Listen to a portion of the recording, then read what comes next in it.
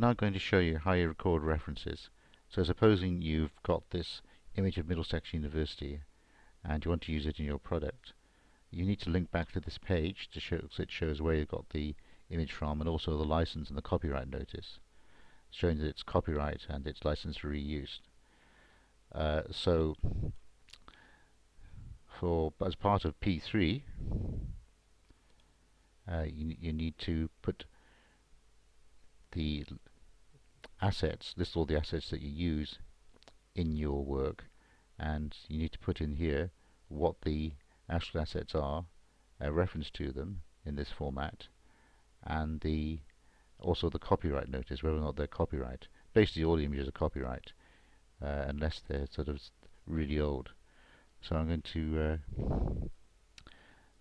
first delete the note there and delete the ones we've got there already.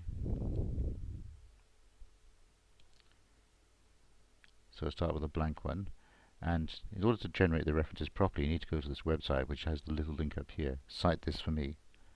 So I'll click on that, and the website should come up.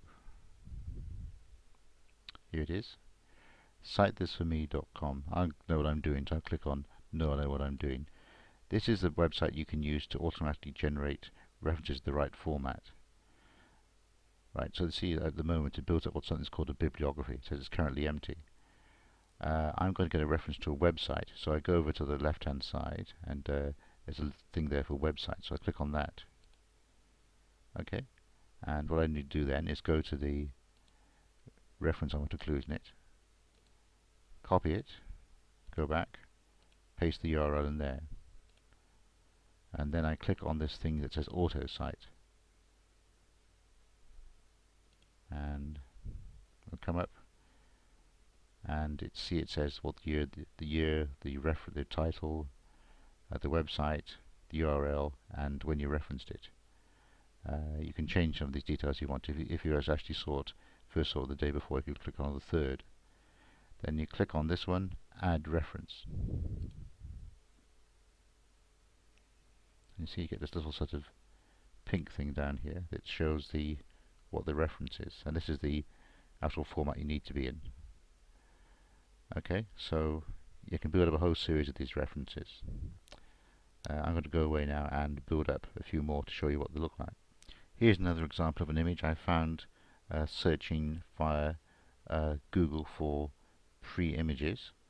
Again, if I link to this page, you can see that it's actually on Flickr, and it's got the license details here. So if as long as it's linked back to this page, it should be okay. So again, get the link, copy, click on website, paste the link, press auto cite, and again I've got the references there, so click on add reference,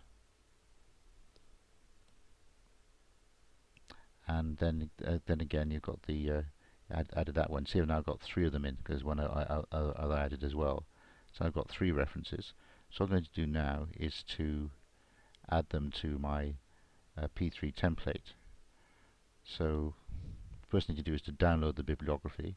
See that link here, it says download bibliography. So it'll download all those references. So I click on this, it says what do you want to do. I'm going to download it to Word, that's the easiest way to do it. So download to Word, and it creates a Word document. Open it, and it will come up somewhere in a moment. Should be over here somewhere. There we are. Enable editing. So you see it's got the different references there. So what I can do is just paste these into my P3. So copy that, copy, go to the P3 template. So where it says sourced from, I'm going to paste the actual text there. On the content I just say what it is.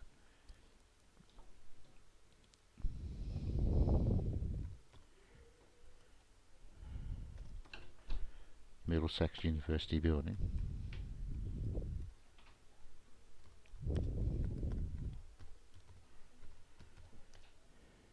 Oops, it's Console University.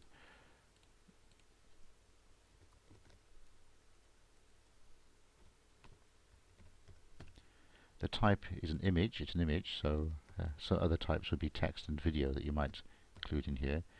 Get rid of the italics. There's the actual reference. As copyright, yes, it is copyright. All the images are basically copyright unless they're actually explicitly says there's no copyright on that image. Okay, so now I've added a reference to the image I'm going to use in my presentation. Let's add a few more of those now. So,